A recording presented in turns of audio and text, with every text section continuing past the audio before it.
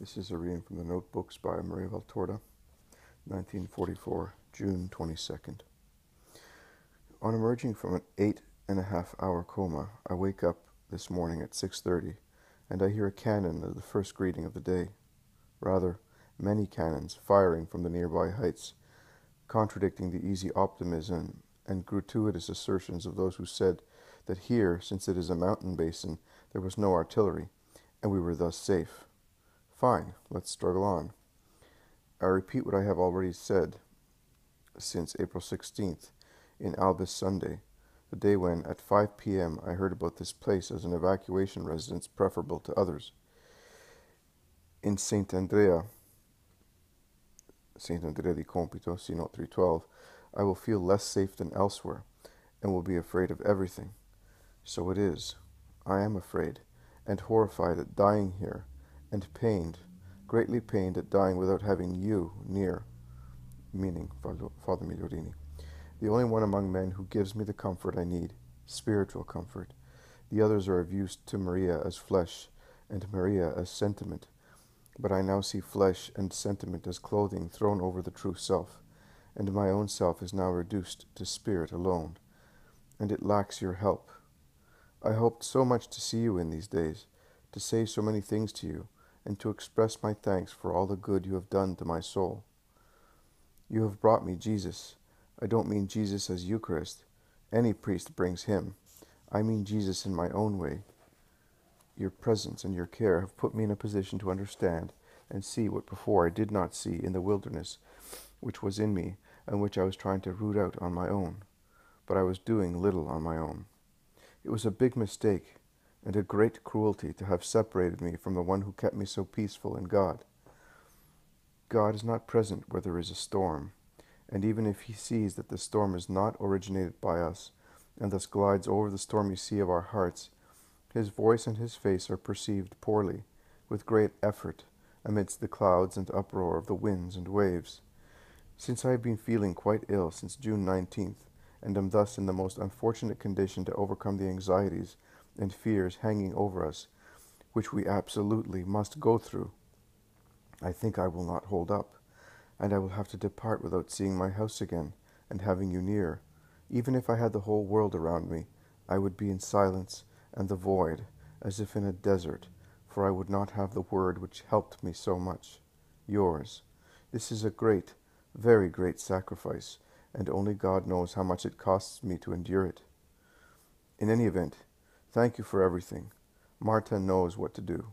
I repeat, help Marta, who in her defects of impulsiveness conceals a heart of gold, and I never understood to what extent until the past 2 months. I think that as a final gift I will leave you the second part on Mary's desolation, Mary reliving Calvary, and the Holy Hour, the entries for June 3rd and June 14th respectively. When you read them, think of me, who received them weeping and smiling, weeping over the pain of Mary and Jesus and myself, and smiling over their goodness, and pray for me. I can barely see and find it very hard to write. I think that even if I live, before long I won't be able to write any more because my vision is no longer clear. I go by experience, but do not see well. I have made myself a straight edge to keep my handwriting more even. Please excuse me then if I am almost illegible. My thanks to the superior of the Stigmatines too, Sister Gabriella from Camaiore, who had gone to visit the writer after the evacuation. Tell her that I have always prayed for her because her goodness truly moved me, and that I shall also pray hereafter, as I shall do for you, Father. You can be sure. That's enough for now. I pray and wait. Will Jesus speak?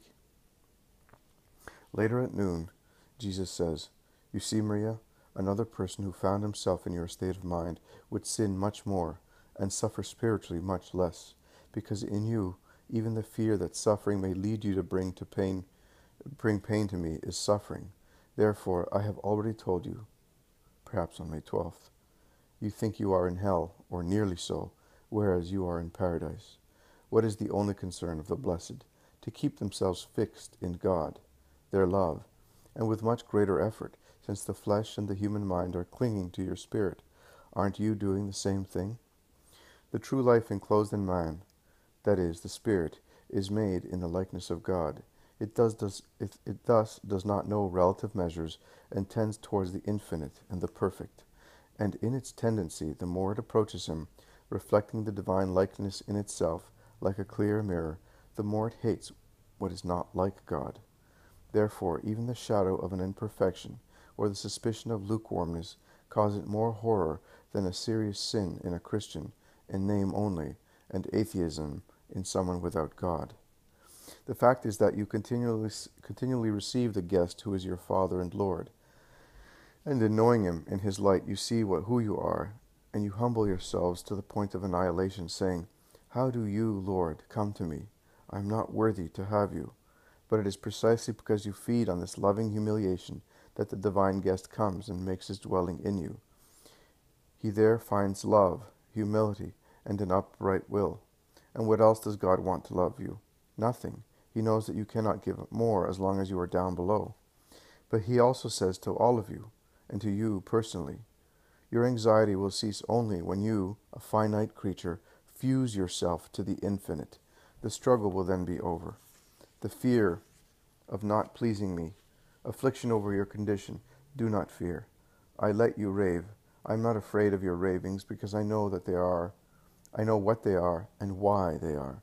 They cause me so little fear and disdain that while you cry out your pain as a creature, I hold you tightly to keep you from doing yourself any real harm. Real harm would be for you to separate from me, fearful of having disgusted me. And then I, even if you do not recognize me, because the trial veils you, hold you this way, Maria. I am the Jesus of Gethsemane, and do you want me not to understand certain forms of anguish?